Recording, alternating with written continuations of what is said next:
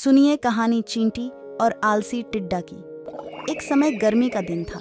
सुबह की खिली धूप में एक टिड्डा बहुत मजे से घास पर फुदक रहा था। वह बहुत खुश था और उस खुशी में गा रहा था, नाच रहा था और जिंदगी के मजे ले रहा था।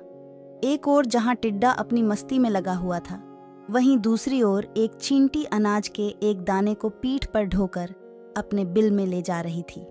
जब चींटी टिड्डे के पास से गुजरी तो टिड्डे ने उसे अपने पास बुलाया और कहा, प्यारी चींटी, आओ मजे करें। लेकिन चींटी ने मना कर दिया और अपने काम में लगी रही।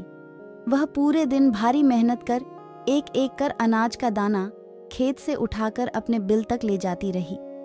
अपनी मस्ती में डूबा टिड्डा चींटी को देखता और हंसता और बार बार उसे अपने पास बुलाता और कहता, प्यारी चींटी, तुम क्यों इतनी मेहनत कर रही हो? आओ कुछ देर आराम करो, मेरा गाना सुनो। गर्मी के लंबे और उजले दिन हैं। ऐसे खूबसूरत दिन इस तरह से मेहनत करके क्यों बर्बाद कर रही हो? चींटी बोली, मैं ठंड के मौसम के लिए भोजन इकट्ठा कर रही हूँ। मेरी सलाह मानो तो तुम भी ऐसा ही करो, वरना बाद में पछताओगे। टिड्डा बोला, अभी से ठंड के मौसम के बारे में क्यों चिंता करना? मेरे पास पर्याप्त भोजन है और ठंड का मौसम तो अभी बहुत दूर है। उसकी तैयारी करने के लिए बहुत समय है। अभी के समय तो मैं आराम से सोते हुए और मजे करते हुए बिताना चाहता हूं। मेरी मानो तो मेहनत मत करो और मजे करो। टिड्डे की बात पर ध्यान न देकर चींटी अपने काम में लगी रही। पूरी गर्मी भर मेहनत कर उसने अपने बिल में ढेर सारा अनाज इकट्ठा कर लिया, जो ठंड के दिनों में उसे काम आने वाला था। उधर टिड्डा ठंड के मौसम की तैयारी के समय पर पूरे दिन नाचता गाता रहा। अपनी मस्ती में उसे होश ही नहीं रहा कि गर्मी के दिन बहुत लंबे समय तक नहीं रहने वाले हैं। जल्द ही ठंड के दिन और फिर बरसात के दिन आ जाएंगे, जो उस जैसे जीवों के लिए मुश्किल भरे दिन होंगे। धीरे धीरे गर्मी चली गई और वसंत का मौसम आ गया। फिर वसंत का मौसम ठंड में तब्दील हो गया। अब तो सूरज मुश्किल से आसमान में नजर आता। दिन छोटे हो गए और रातें बड़ी हो गई थी। कपकपाती ठंड पड़ने लगी थी और बर्फबारी होने लगी थी।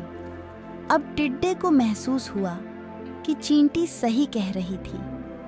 उसे भी इस मौसम के लिए पहले से तैयारी करनी चाहिए थी। लेकिन वह तो पूरी गर्मी नाचता गाता और मजे करता रहा।